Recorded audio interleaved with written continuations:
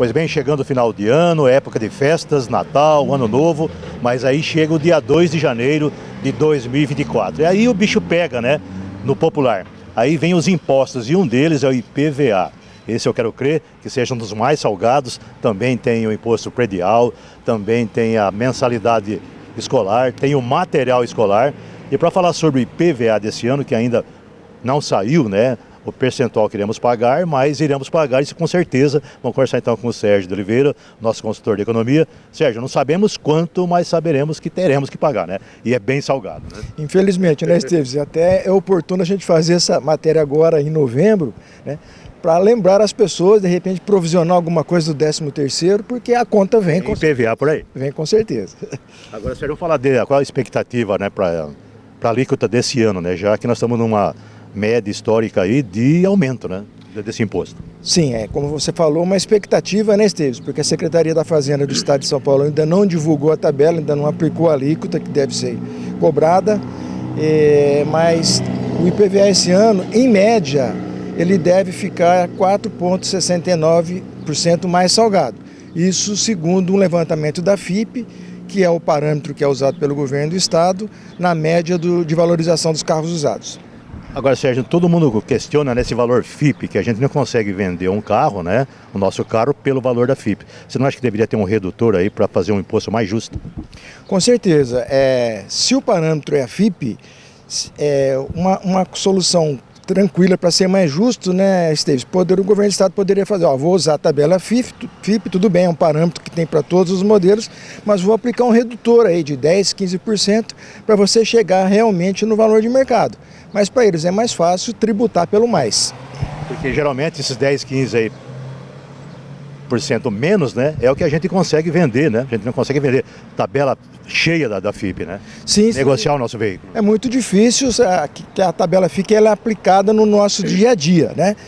E uma outra situação seria também, de repente, o Estado de São Paulo diminuir a alíquota do imposto do IPVA, né? Que aqui é de 3% ou 4%, e tem estados que praticam 2%.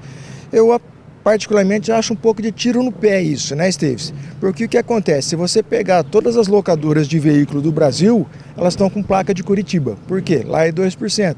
Uma grande empresa que tem uma frota expressiva e tem uma filial no Paraná, por exemplo, ela vai licenciar esses carros lá. O governo do estado perde receita e principalmente os municípios perdem receita. Exporta receita. Sim, então, quando o olho cresce demais, né, você acaba tendo perda ao invés de ganho. Sérgio, nós falamos em percentuais, né? Dá um exemplo prático, com números, né, de valor de carro. Como a gente falou, né, a expectativa é que suba 4,69%, mas existem casos em que o IPVA da pessoa vai reduzir.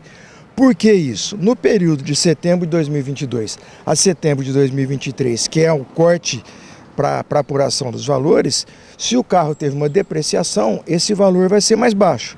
É o caso, por exemplo, do Compass 2022, que deve ter uma redução em termos de valor aí de R$ 528 em relação ao que esse proprietário pagou ano passado. Quando o veículo sobe segundo a tabela FIPE, vai acompanhar e vai ter a aplicação desse aumento. Agora, a notificação não vem mais pelo correio como vinha, né? Não existe mais o imposto físico, né? O cupom, né? O talão lá para pagar. A impressão papel não existe mais, isso tem um lado positivo pelo meio ambiente, né? Mas o recolhimento é bem tranquilo, né, Esteves? De posse do Renavan, a pessoa pode ir na lotérica, pode ir no banco, já gera na hora a parcela única ou a parcelada, de acordo com o interesse de cada um, ou então pelo próprio Internet Bank, pelos aplicativos, você entra com o código Renavan e já é possível fazer o pagamento. Que uma prova de que esse imposto não é tão barato é porque tem até empresas que financiam, né, o pagamento dele, né? Sim, inclusive a própria Secretaria da Fazenda tem nos últimos anos oferecido essa possibilidade, né? Você pode pagar ou no cartão parcelado ou parcelado direto com a Secretaria.